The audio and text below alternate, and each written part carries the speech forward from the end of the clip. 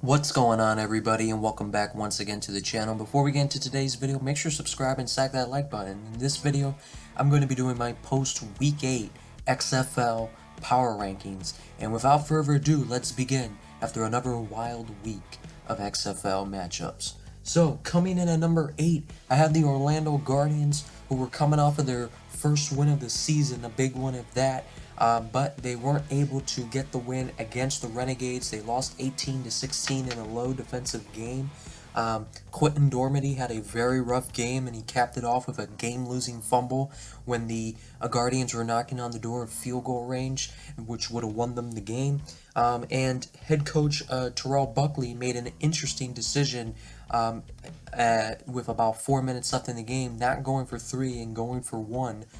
Instead of going for the tie when it was 18-15, he made it 18-16.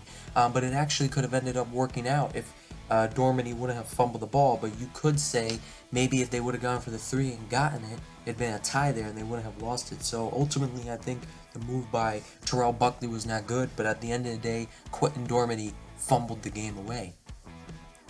Coming in at number 7, I have the San Antonio Brahmas, who lost to the Houston Roughnecks now for the second time. You know, the Brahmas can still make it into the playoffs, but it is a long shot. They need to win their last 2 games. They need the Renegades to lose their last 2 games. And then if that were to happen, the tiebreaker would be who has more net points, because the 2 teams are split with each other. So it would go to, and they would have the same divisional record. So then it will go to net points, and that would be that we won't know who has that until then. So they need to win their last 2 and the Renegades to lose their last 2, so their chances are really slipping away, and their offensive line is just really bad. You know, Jack Cohen can be a good quarterback if he can have a good pocket to step into. When he's throwing with his feet planted, he's as accurate as it gets, but he just does not have that, and he does not look good without, that luxury of an offensive line. Coming in at number 6, I have the Vegas Vipers, who got clinched out of the playoffs, as well as did the Guardians. But the Vipers, they gave a really good fight to the St. Louis Battlehawks in the Battlehawks Stadium, which was pretty impressive. But ultimately they came up short in the first overtime game of the season for the XFL. Coming in at number 5, I have the Arlington Renegades, who Luis Perez debuted for in that game. Their offense kind of struggled in this game. They ultimately ended up winning it, like I mentioned, 18-16, but it was really because of their defense. I mean, their offense continued to struggle. Perez definitely showed some good leadership. You could hear him in the mic'd up, trying to keep his players disciplined, a team that has committed a lot of penalties. So that is encouraging to see, and it was just his first game, but I think this offense needs to take an even more of a jump if they want to be able to compete in the playoffs once they get in, which all they need to do is win one of their last 2, and they are clinched in.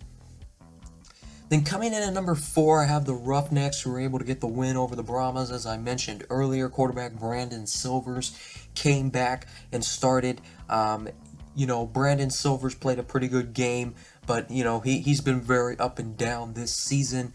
Ultimately the Roughnecks defense is what got it done in that game. That game did, however, also go to overtime. But yeah, the Roughnecks, I think they have I'm pretty confident saying they will be playing in the championship game. It's just a matter of who will they be playing, and can Brandon Silvers, if he indeed is the quarterback, can he not hold the team back or put them in harm's way, because that has been the issue with the quarterbacks of the Roughnecks. Coming in at number 3, I have the Seattle Sea Dragons, who their 5-game winning streak was snapped with the loss to DC. It was a shootout. They ended up losing 34-33, and it's a very tough loss. Now, they need to win both of their last games and then hope they can have a better net score than the Battlehawks, or the Battlehawks lose their last 2. But the Sea Dragons, their road to making it to the playoffs just got a whole lot tougher.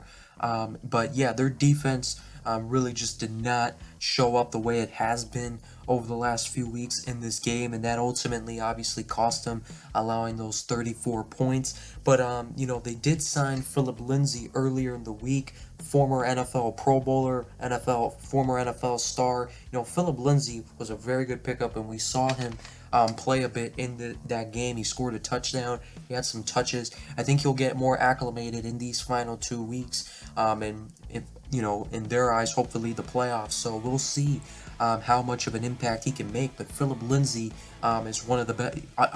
Obviously, is instantly one of the best running backs in this league. Philip Lindsay was a great running back in the NFL, a good running back in the NFL for the Denver Broncos, and then was with the Colts for a brief amount of time.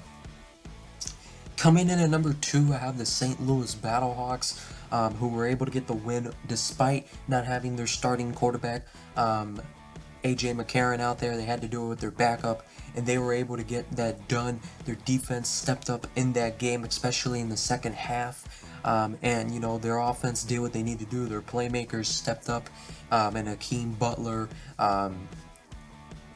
Pearl, and Brian Hill, who had another fumble, which is, it's kind of getting ridiculous, but he does make good plays for them. But, you know, they control their destiny.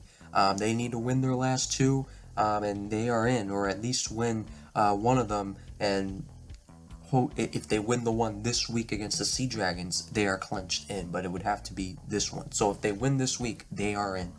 And then coming in at number 1, I have the DC Defenders, who were able to respond with a big win over the Sea Dragons at CenturyLink Field, which was pretty impressive, doing it at the Sea Dragons place. You know, Jordan Ta'amu played a heck of a game. He showed great leadership, not coming out of the game despite taking a few big hits to his shoulder. You could tell he was in some pain, but he was able to make some big-time throws in this game that ultimately led to his team's victory. But the Defenders' defense has definitely been struggling over the last couple of weeks. It's not been the same as it's been. It struggled against the Guardians, and it struggled again against the Sea Dragons. They held there at the end when they really absolutely needed to, but they definitely really did struggle. And running back Abram Smith had another fumble, and, you know, this one, they were only up by 1 point when he fumbled, and it could have been the Sea Dragons' ball at the at the Defenders' 25-yard line, and that ultimately could have cost him the game. But fortunate for him and the Defenders, they were able to recover the ball, and that did not lead to anything. But if he would have if they would have not recovered that, it would have been back-to-back weeks where his fumble actually ends up costing them the game, which, for as good as he's been, that's, you know, a very, very critical thing.